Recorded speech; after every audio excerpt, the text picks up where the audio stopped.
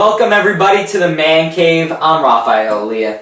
And I'm John Jackson. We have MLB to talk about in our MLB edition right now. A bunch of stuff going on in the MLB, and actually we're going to focus this episode just on New York baseball because really we could fill a good amount of time with just what's going on here in New York. You get to choose because for me as a Yankee fan it's going pretty good. Could have been going better, but just from last Wednesday to this Wednesday it's been going pretty good. So do you want to start with the Yankees? We'll start with the Yankees. Alright, we're going to start with the Yankees. They've won their 6th straight after beating the Toronto Blue Jays 6-0 yesterday. Nathan Eovaldi with the win. He gave up 2 hits, 6 scoreless innings. Outstanding. As a Yankee fan, to see actually pitching. Yeah. You know, 'cause I knew he was going to do it. I picked him up in fantasy baseball for the one day, and I dropped him now. He got me the win, the 6 innings, no runs. 2 hits. And I predicted that because he was facing a struggling Blue Jays team. They've been abysmal. And they were supposed to really be the top of the AL East this season. But the thing that was the kick, the straw that broke the camel's back, the reason why I picked them is because they were facing Dickey, who had a 4.50 ERA, about 2 wins, and he's been terrible ever since leaving the Mets in 2012. Yeah, alright. So, he's been an inconsistent Mets. Yeah, I expected that. Not to sugarcoat things. Oh yeah, it's one of the best trades in Mets history, but we won't go on. I could go on for that forever. Anyway, the Yankees, that is, are at 500 for the first time in over a month. Can you actually believe that? Did you expect them to really be this bad? I mean, now they're good. Well, I said it from the beginning of the season. They didn't really have a great team. Yeah. That they would have to really overperform if they wanted to do well. But still, under 500 for the longest time. No, and even with that, they still underperformed what I thought they would be doing. Yeah. Especially at the beginning of the season. It's just something about the beginning of Yankee baseball that always happens to get people's emotions up, and they never really perform terrible at the beginning of seasons.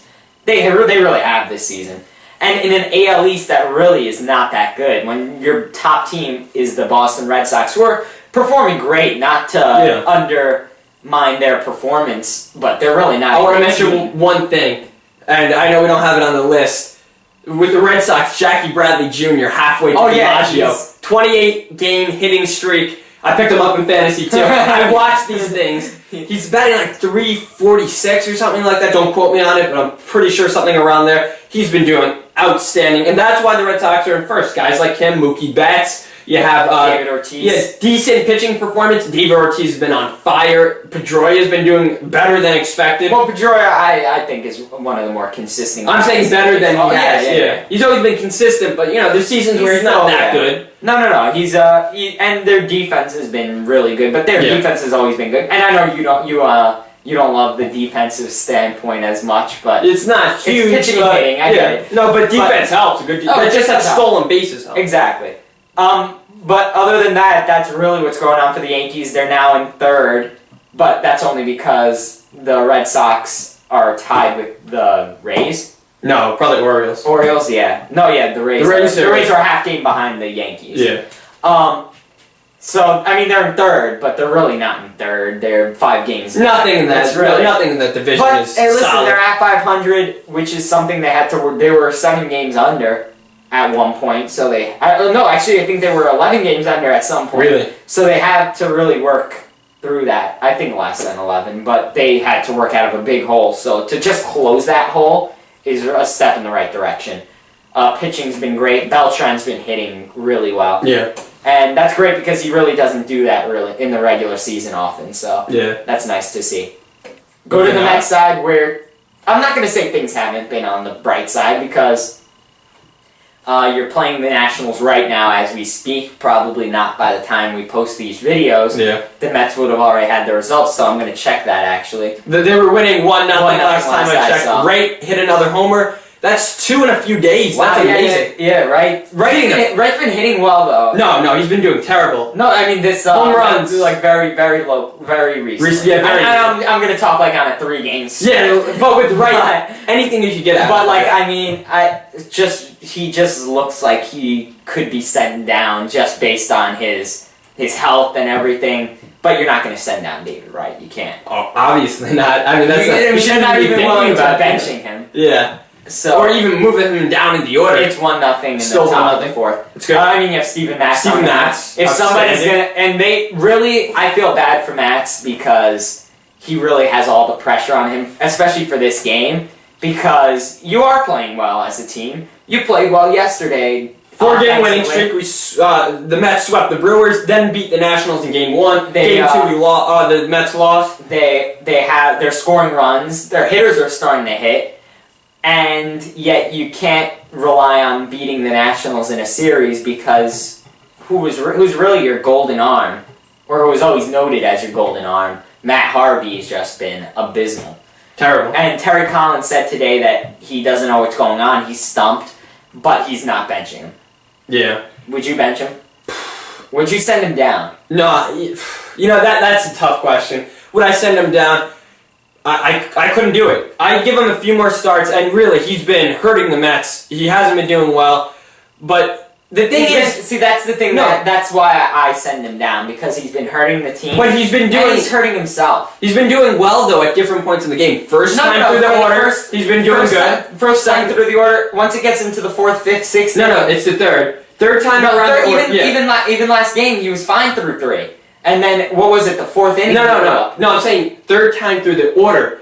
I'm talking about second. No, batting average against them, third time through the order, is .510. The moment he got to the third time through the order, last night, with Ben Revere, he hit a double, and then that's when the wheels came off. Because he can't, I don't know what happened, he's almost looking like a bullpen guy now. Because he hit perfect first time, he's good the second time, third time through the order. Matt Harvey is abysmal, terrible, any word you want to use. Well, you want me, I don't want to draw a comparison, but... I mean, because he's obviously a different pitcher, especially from the guy I'm going to mention. But he's reminding me of CC Sabathia now. Nah, see, you can't do that. I know you can't draw that comparison, but he's pitching like it. Like, he's not the same guy, obviously. But the way he's pitching reminded me of CC Sabathia on the mound. Because CC could go perfect through the first 3 innings once he faces the batters once. But once he faces them through the second time, it just blows up. And it's for different reasons entirely. Yeah, but I'm saying, if you want to make a good comparison, and I know Strasburg last season, but you can't... do you know his ERA this time last season? Probably around a high 5 ERA. Nope. 8, 6? Nope. 7? Nope. 8? Yep. He was 3 and 7, I believe. 8 ERA, you can check that up if you want. I don't know how you're going to do it. I showed that last night, though, during the Met game. They kept pitching him. I think he was injured at one point, and then he finished the season with like a 3-something ERA. Well, see, that's what's worrying me about Matt. They're both young. They both pitch fast. So that's the best comparison. My thing, honestly, is that Matt Harvey is just... we all know him to be overconfident. We all know him to be... but he works. He works hard. Forget about that. But he needs to get his head straight, because if he has no confidence in his stuff right now... That's good. That could mess you up for a long time. Yeah. And the last thing the Mets want is for this guy, who you want to really be the bedrock of your team for a couple more years at least. Yeah. You want him to be on your lineup pitching, on your rotation pitching well going into the World Series for sure. So I would honestly just say go down. No, because he doesn't know what's going on. The coach doesn't know what's going on. The coaches don't know what's going on. Figure out what's going on. And see, we're going to go into our player of the week. But just a question that I have for you, because actually I was trying to think, what's the only thing? Because I can't figure out what's going on with Harvey. Harvey can't figure out what's going on with Harvey. Do you know what's going on with Harvey before I even say my hypothesis? I have 2 conspiracies with Harvey. One, he's fatigued because he could get through the first 2 times around the batting order pretty great. Third time he doesn't. Or second thing, I would say it's all in his head. It's all psychological because, again, he's proven. He can get through the order once, he can get through the order twice, but the third time around, he knows he's 5'10". 5'10". Ready for my theory? Okay. Just because I was looking to see what's the only thing that's changing. Like, why isn't he pitching the same? Mm-hmm. What's changing? What changed in his routine from last season to this season, you know? Yeah. What did you... what was my assessment? Assessment? You mean assessment? He's not chewing tobacco anymore. And I assume you know, as a Mets fan, he's a huge chewing tobacco guy. Like, he's on the mound every day, last season. Every game. I didn't even know that, to be honest. Cheek full of chewing tobacco. Now, I can't say this for sure because he's not allowed to chew it on the mound anymore, as you know. Mm-hmm. But I don't know if he does it, on his free time, so I can't even say that this is throwing him off. But it's gotta, if he's not chewing tobacco anymore, I'm sure it has some effect on you. People try to quit smoking. It's terrible, Yeah. Like they get shakes and whatever, and for a professional athlete, I can only imagine. So that's my theory. So tell me what you think about that theory. That's very different. It's a different theory. I don't think I've heard that. I've heard everything under the sun except for that one. It's really the only thing that's changed. Player of the week, we're going to go through this really, really quickly. Go ahead. You want to give Ethan's? Yeah, Ethan, our correspondent from Missouri, he picked Madison Bumgarner, and you want to know why he picked Madison Bumgarner? Because he's on his fantasy team. Well, yeah, he always has to pick a baseball guy from the fantasy team, but aside from that, he's 2-0. He has 2 starts. What is this? A 9-inning game, a 7 2/3 inning game. In the 9-inning game, he gave up 1 run, 6 strikeouts. The other one, he gave up 0 runs, 11 strikeouts. Good start, solid pick. Not the guy that he picked last week, who I already forgot the name. Steven Piscotty. He's actually been doing better. Like, remember I said, imagine he does better? He's had a better week this week than last week. How much better? Well, remember, last week he had 4 hits or something? Does he match your player of the week, Miguel Cabrera? Absolutely not. Miguel Cabrera is having his season this week. He's hit 5 home runs. He's batted .571. That's 12 for 21 for those of you who don't know that off the top of your head. 10 RBI. That is absolutely amazing. He seems to do this recently, and I thought he was age was getting to him, but hey, doesn't look like that right now. Obviously Terrific. not. He could win batting titles. One of the best. You gotta say, Miggy is, especially recently, he's been underrated actually because people forgot about him. Well, just because the best. He performs so well every year that it kind of gets tiresome. Well, that's what Mike Trout. That's why Mike Trout doesn't get MVP last year because people are like, well, Donaldson's a new shiny object. You have Mike Trout, who's obviously in any other league, you could just give the MVP to Mike Trout and Miguel Cabrera every season. So it's not even. So he's not injured. I get that. Last year he was injured. Except for last season, of course. But even last season, he performed so much better than other guys who were healthy all season. This guy's amazing. I'm going to go to basketball for my player of the week. I'm going to reach into basketball for my player of the week.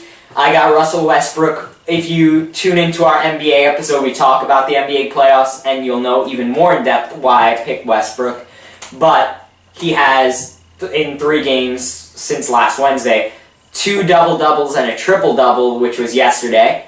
And what's really most impressive about this is that he's leading Oklahoma City to beat the Golden State Warriors, the record-breaking Golden State Warriors, to the NBA Finals. Just to give you the stats, 36 points, 30 points, and 16 points. That's in reverse order. Yesterday he got the 36 points.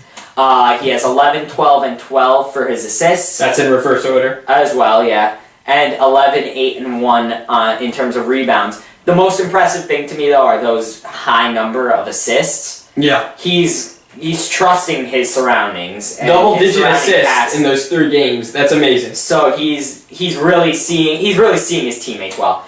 And I think we all have pretty good picks for our player of the week. Yeah. We got some good. No bashing for this week. No Steven Piscotty. Leave us your player of the week, and also you could tweet at us for your player of the week next week. Use hashtag player of the week. @ManCaveNY Sports is the Twitter, if you use that Twitter. All right, guys, we'll see you next week. I'm Raphael Leah. And I'm John Jackson. Thank you.